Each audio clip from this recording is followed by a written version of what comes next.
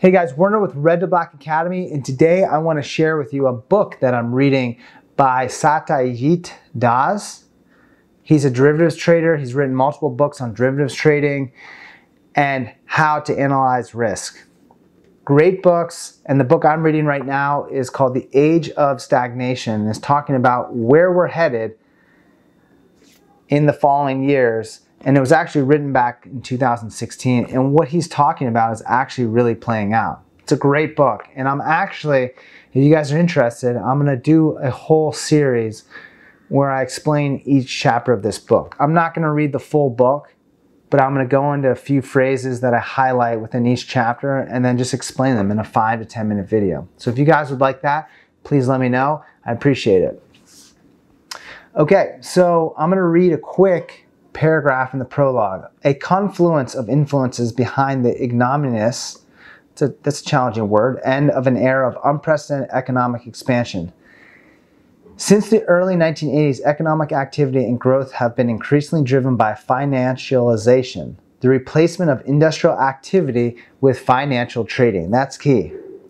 And increased levels of borrowing to finance consumption and investment.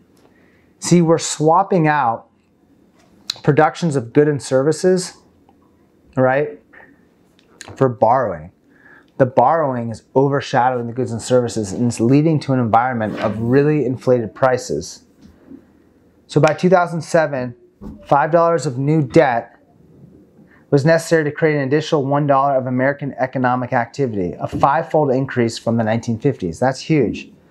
Debt levels had risen beyond the repayment capacity of borrowers, triggering the 2008 global financial crisis and the Great Recession that followed. But the world shows little sign of shaking off its addiction to borrowing. Ever increasing amounts of debt now act as a brake on growth. So that's key. What's happening, and you can see it in any business you look at. If you guys ever looked at the 10K or annual report of a business, there's a section you can look at which will show this, which is the cash flow statement, and look at cash flow from operations and cash flow from financing.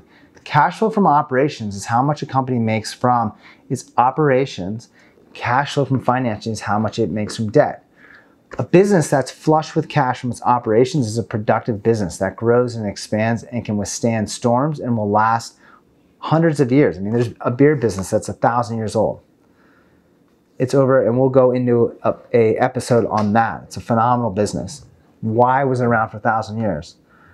But when you have businesses that are beholden to debt, it becomes a very unproductive business, because now instead of focusing on producing a good or service, now you're focused on paying back that debt as it gets bigger and bigger. And that's what I talked about, is that it's gone 5-fold, and that debt is becoming less and less potent as it gets bigger and bigger and bigger.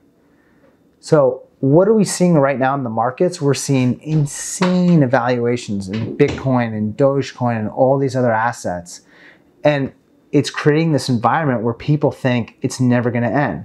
But they don't understand that the underlying foundation is a house of cards based on debt. Because when debt starts cascading down, everyone starts getting called on their debt, and positions start getting sold, and it creates this cascading down effect that just speeds up.